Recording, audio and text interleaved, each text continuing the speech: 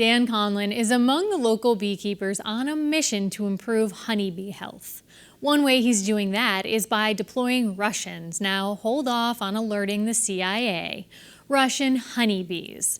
He's putting them in his hives at Warm Colors Apiary in South Deerfield. How are those bees making a difference? Well, he discussed that with me in the studio. I've actually had bees since I was 14, so I've kept bees somewhere most of my life. And I had been what we call a sideliner for many years because I was in education, so I had time in the summer, so I ran about 100 colonies. And I reached a point at about 50 where I said I need to reinvent my life a little bit, so we decided we'd just become full-time beekeepers. So it was really an attempt to get back to being outside more and working with the bees, which was always sort of a passion for me anyway. So you got to take passion and do it professionally. Yeah, that's wonderful. Yeah, and the more difficult transition for that wasn't so much keeping the bees, but the marketing of the products to make a living. The salesmanship the piece salesman. of it. We had to come by that, learn that one more than we did the beekeeping. We knew what to do with the bees. Well, as you've done that, as you learned what to do with the bees and share that knowledge, I know that you've learned a lot that you've shared with other beekeepers, both professionally and not. And one of those things has been how to protect your bees to help them thrive. Mm-hmm. We hear a lot these days about pesticides and the negative impact they're having on bees. Mm-hmm. But for you, are pesticides really the big thing that's the problem, or are there other things that are making it hard for bees? Well, pesticides are a little more complicated than I think the media or the most of the public information that goes out that I see. You have to recognize that if you're going to produce crops in greater and greater quantities to feed people, we do use chemicals for either fertilizer or to control pests. There's a lot of things that it's used for. So it's more for us. We work with a lot of the farmers in the valley, and we do pollination all summer. In fact, we're picking hives up now from that. Where you'll actually take the hives that you use at Warm Colors to farmers? We do. We do basically two rounds of pollination. In mid-May, we'll do apples and fruit, early fruit. Then there's sort of a time period where we're worried about raising bees more and getting honey started. And then in late June, August, we'll go out and we do a lot of squash pollination, cucumbers, what we call vine crops, and sugar pumpkins, which become your pumpkin pie in the can. Yeah.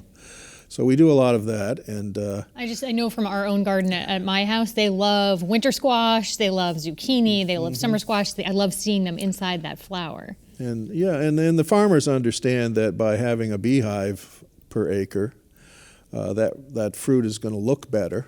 It's going to be nicely shaped, better colored, and it's actually going to taste better.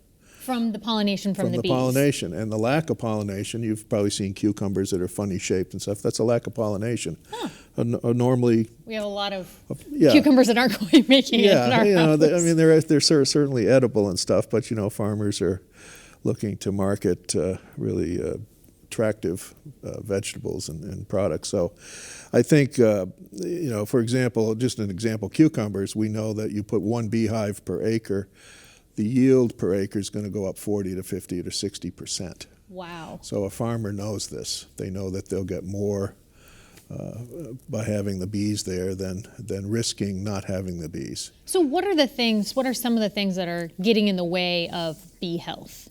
At the top of it is for honeybees, and there's certainly things that, native pollinators, that's a different discussion really.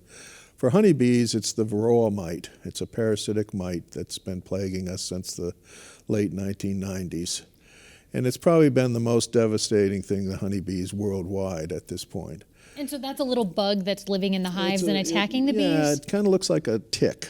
And it actually... my least favorite bug on the planet, a tick. It's kind of, it sucks the blood from the bees, but it also carries lots of viruses and infections that the bees get. So the residual, even if you do something to control those mites, the residual is that your bees are ill. And if you have ill bees going into the winter, you lose the bees. They just can't survive. And so one of the things that I understand in an adaptation that you've made at Warm Colors is by using a different bee, right? A Russian bee? We are I'm the president of the Russian Honeybee Breeders Association. And what that group is in 2007, the USDA USDA brought in bees from the Primorsky region of Russia that were in contact with these mites 100 years ago, 120 maybe. And we, Tom Rinderer, Dr. Rinderer, who ran the lab, he was one of the few people when mites first came to this country and devastated everything. He is one of the few people who said we have to find ways, chemical treatments for these mites is the wrong approach. As a temporary solution, maybe. But the long-range approach has to be that we understand the mechanisms for defense and how bees handle threats, either disease or pests. So what's different about these Russian bees that they're able to sort of flex their little bee muscles and do better? They probably encountered these parasitic mites because they jumped species from the Asian honeybee, and they were located in an area close to Asia where these other bees lived. So they were exposed to them a lot earlier, so through natural selection, those that had certain traits and characteristics evolved into better and better defenses against the mites.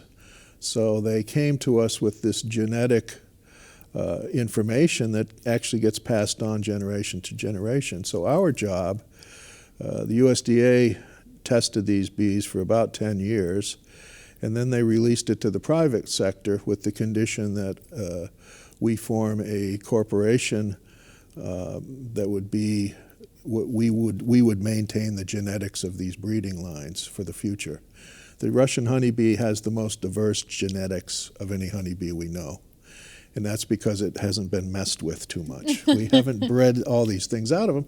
And that's simply one of our big problems in this country with honeybees. The mites contributed to that, but a lot of other things, some of our management practices, have all gone to sort of create a genetic bottleneck among our breeding stock.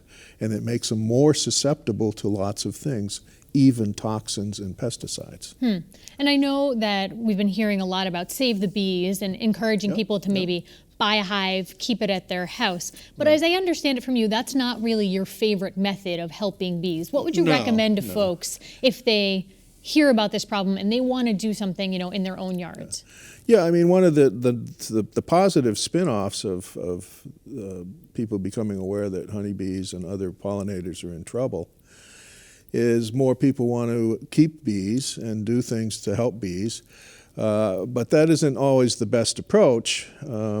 In our world of beekeeping, we have a thing, you can be a bee haver, meaning you have bees in your yard but you don't do anything with them, or a beekeeper who actually actively participates in the management and the health of the bees.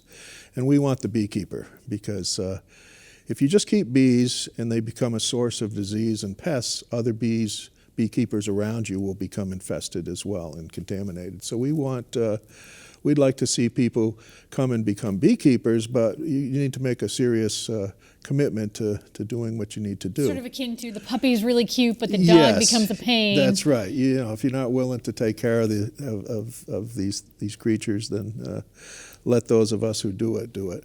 So however, if you're not the beekeeper, what else can you do on your property? There's a great deal that can be done. For example, nutrition. One of the second things that we look at in the country is that we've pretty much re-landscaped the entire country. So allow that natural forage and habitat that both native pollinators and honeybees need is gone. So restoring that. So if you own some property, we like to say take 10% of it and leave it wild. 70% of your solitary bees live in old logs and dead trees. So don't cut everything up and manicure your property. I know your neighbors will like that, but it can become a good excuse. With my wife, it's, I don't need to clean that mess up because it's good for the environment. Maybe a little less lawn to mow isn't That's such a bad right. thing. It's not a bad thing at all. In fact, there's people who have done experiments right here in Springfield with people letting their grass grow just 3 to 5 inches, and it brings back a lot of beneficial insects in the same season. So they come back if you give them what they need. So. And maybe if you're listening to this and you live in a more urban area, I bet you might say buy local honey could be another way to help us out. That's right. Keep the local guys going. It's the same with farms and other things. Support your local farms. They'll keep the open space. They'll keep the green space there. And most of us in Western Mass is one of the reasons we stay here. We kind of like that about this area.